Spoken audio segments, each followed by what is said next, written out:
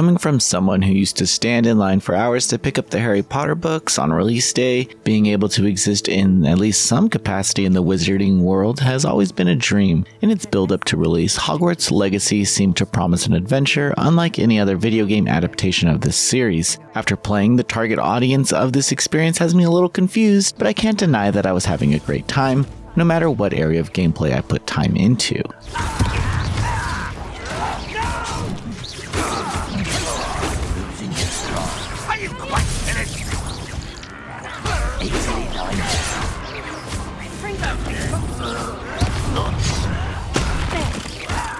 Hogwarts Legacy seems to have two stories to tell. First, you play as a fifth-year student who has been admitted to attend Hogwarts with the help of Professor Fig. The relationship between the student and Fig isn't explicitly brought to light, but it appears that the student is special, with more understanding of their power revealed later. Before even arriving at Hogwarts, the duo is nearly captured by the antagonist Goblin Ranrock, who was searching for an item they acquired at Gringotts, but ended up at the school in due time. The story evolves after there. Trust me, Hogwarts Legacy does have a story to tell. It isn't held back by a movie set budget either, and gets away with high action moments of explosions and destruction. I laughed at the number of times Reparo was used as a following of an action scene. The best part about the campaigns is that it feels like a true adventure within this world.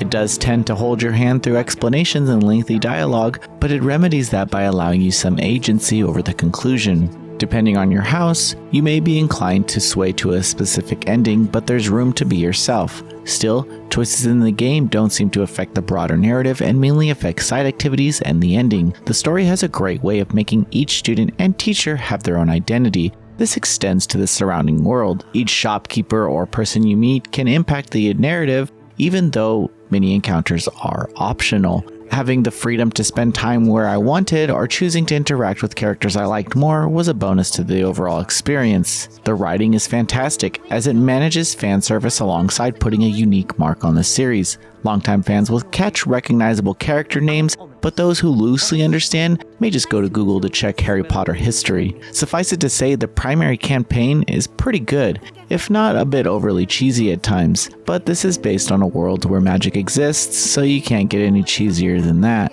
The other story within Hogwarts Legacy is that of the players. You can explore and take on quests at your leisure, which is more highlighted after you acquire a broom and a familiar. This map is massive and full of puzzles, secret dungeons, and places to explore. Sadly, the in-game map is terrible, and I was always confused about which fast travel point was closer to my destination when exploring the castle. During the campaign, a professor will ask you to complete a task or acquire a specific charm for your campaign to progress. I did appreciate how the quests were organized, but they left it up to you to figure out where certain items are. There's just so much room for exploring, and without any pressure, it's easy to get distracted by a flying key or a book as you complete your field guide. Everywhere you go in the game contains hidden pages to add to this feature known as the field guide. I later learned that this slowly unlocks new gear for me, but you'll need to actually accept it in order to add it to your inventory. This book had me looking all over the environments, casting Revelio like a madman. Regarding the action elements, Hogwarts Legacy comes with a few challenges. Although there is a difficulty option, there are some rather intense areas, which makes me assume this game targets adult fans. Also, later in the game are trials and dungeons that will test your puzzle solving and battle skills, which does take the experience away from the narrative. It doesn't feel completely disjointed, but there is something to say about this fifth-year student fighting waves of dark arts users and goblins alone. As a typical Slytherin, I began to resent my peers for being unable to do things independently. So why do I have to look for your lost treasure or find the item while defending the school? My responses after this point were far cruder to the NPC characters, as I required rewards and praise for my deeds. But let's get back to the action. As you progress, you'll unlock new charms to use in battle. I suggest doing everything you can to open them quickly because some areas require a specific charm. It'll consume talent points, but you are also allowed to add multiple slots for organizing hotkeys to your charms. This makes encounters easier because some enemies' armor is weak to a specific spell indicated by a color. I would compare the battle system to Middle-earth Shadow of Mordor. Enemies approach with some fanfare, and there are optional ways to use the environment to assist. For example, a marker appears over your head when an enemy is about to strike, giving you a chance to defend or roll away. Mastering this is crucial to avoid dying. but groups of enemies make it tougher to respond to attacks. Using the right trigger on a controller will shoot out a blast from your wand, but you can combo in various charms. My finger got a little tired from the constant attacking, but at least the battle system is fun in the early hours. Unfortunately, these battles do weigh on the experience, depending on what you try to get out of this game. They become repetitive, and the enemies lack any surprise after the general introduction.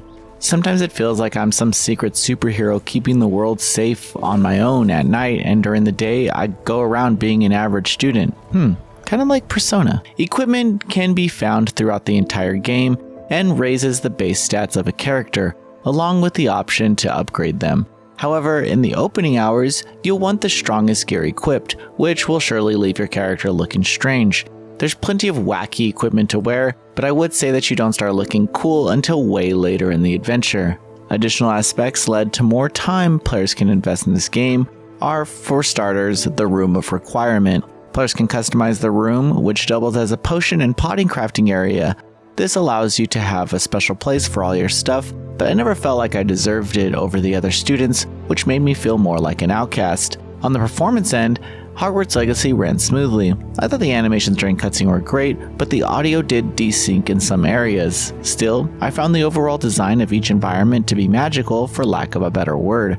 The game is very well crafted to make you feel like you are in this world. Magical things are happening in nearly every area, and it just instills a sense of curiosity in the player to check it out. Hogwarts Legacy is a genuine wizarding adventure from beginning to end. There's no mistaking that the writing and world building lends so much to the experience that it overshadows the repetitive battle system and unintuitive menu designs. There's a true sense of discovery provided that stems from the freedom given to players to take on this game the way they want. The jury is still out on the target audience, but I had a magical time nonetheless. Noisy Pixel is giving Hogwarts Legacy an 8 out of 10. Thanks for watching. Please read the full review at noisypixel.net. Noisy Pixel is run by a group of gamers who work hard to deliver news, reviews, previews, and more. Please subscribe to keep up with all our future content.